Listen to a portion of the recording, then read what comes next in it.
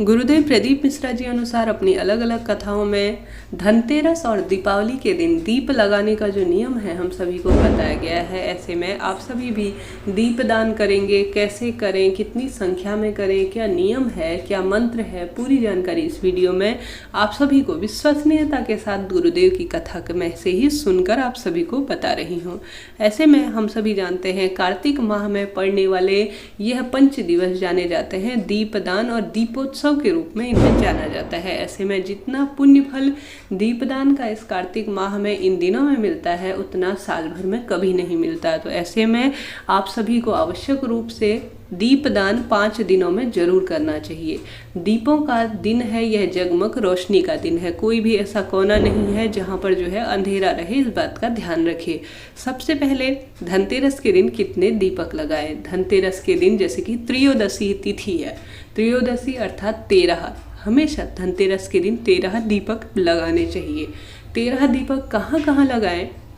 सबसे पहला दीपक लगेगा माँ लक्ष्मी के नाम का और भगवान कुबेर और धन्वंतरी जी का इस दिन पूजन होता है। सबसे पहले धनतेरस के दिन पूजा होती है धन्वंतरी भगवान श्री कुबेर जी महाराज माँ लक्ष्मी की।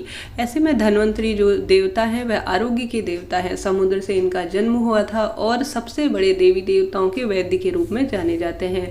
श्रीहरि विष्णु का ही यह अवतार है। ऐसे में इनका पूजन करें। इनकी प्रतिमा फोटो नहीं हो तो आप श्रीहरि विष्णु की प्रतिमा फोटो और धनतेरस के दिन श्री गणेश जी महाराज, माँ लक्ष्मी और कुबेर जी महाराज का पूजन करें। सबसे पहले अपने मंदिर में जो है इनका पूजन करें तो एक दीपक लगाएं। संभव हो तो पूरी रात्रि अखंड दीप लगाएं।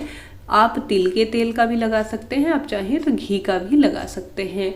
कोई माता लक्ष्मी का मंत्र आता है तो बहुत अच्छी बात है, नहीं तो ओम नमो भगवते वासुदेवाय जो सबसे सरल मंत्र है जिससे माँ लक्ष्मी भी प्रसन्न होती है, आरोग्य के देवता धन्वंतरी भी प्रसन्न होते हैं और साथ ही माँ सरस्वती के साथ श्रीहरि विष्णु भी प्रसन्न होते हैं। इस मंत्र से भगवान शिव भी प्रसन्न हो ही जाते हैं। साथ ही श्री शिवाय मंत्र तो अपना है ही। ऐसे में सबसे पहला दीपक जो लगेगा वह यहाँ पर लगेगा।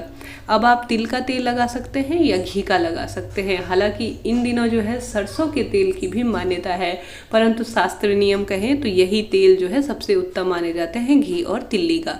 तो ऐसे में आप सभी अगर माँ लक्ष्मी के नाम का लगा रहे हैं तो लंबी बाती का लगेगा। चाहे तो कलावा से बना सकते हैं, चाहे तो कपास जिसे रुई कहा जा सकता है उससे लगा सकते हैं। महालक्ष्मी नमो नमः कह सकते हैं या मैंने जो मंत्र बताया वह कह सकते हैं। सबसे पहला दीपक यहाँ लगेगा। दूसरा दीपक लगेगा पितरों के स्थान पर।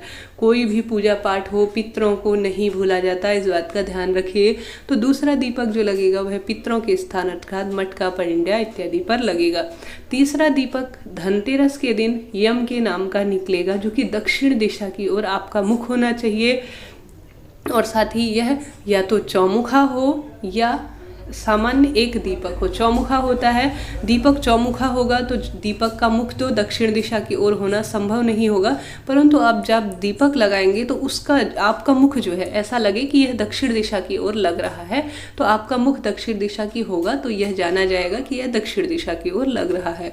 यह दीपक भी सरसों के तेल या तिल्ली के तेल का लगाया जाता है। तो सबसे जो अगला दीपक है जो इस तरह से लगेगा। यह हो गए 3 दीपक। अब बारी आती है चतुर्थ दीपक की जो लगेगा घर के मुख्य द्वार के आसपास। सबसे महत्वपूर्ण है माँ लक्ष्मी आगमन करती हैं और साथ ही यह भी बता दूं कि दीपक लगाने का समय क्या रहेगा। महिलाएं करती हैं, भागा भागी में रहती हैं, पूर्ण रूप से अंधेरा हो जाता है उसके बाद दीपक लगाती हैं। इससे जो है पूजा पाठ का फल नहीं मिलता।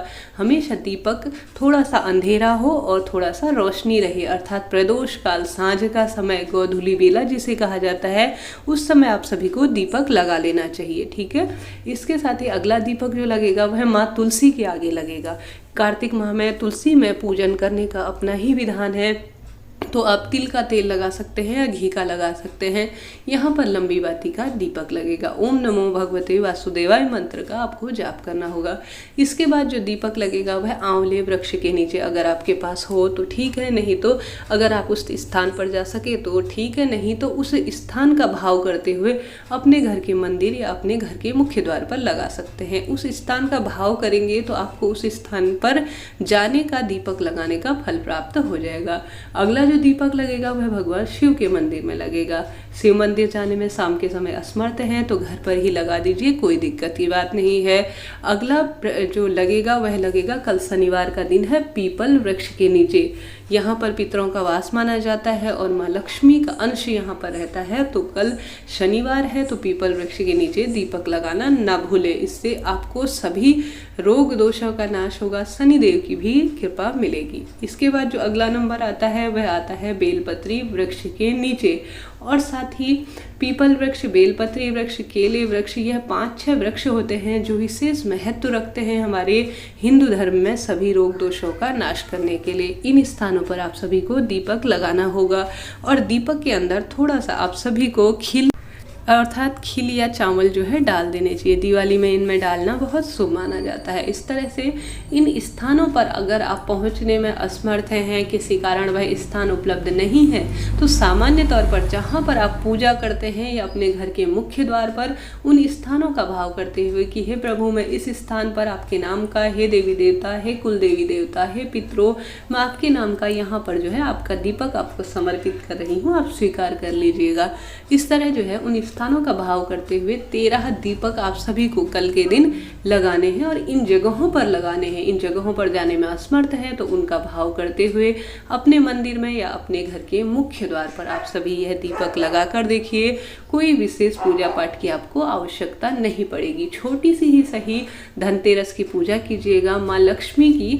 साथ ही अनगिनत दीपक लगाए जाते हैं दिवाली के दिन, अर्थात कोई भी इनकी गिनती नहीं है। कहने का अर्थ है दरिद्रता के स्थान पर, अर्थात जहाँ पर कचरा हो, छत हो, बालकनी हो, कोई भी स्थान ऐसा ना हो जिस दिन दिवाली के दिन दीपक न लगाया जाए, तो आवश्यक रूप से दिवाली के दिन अनगिनत दीपक लगाएं।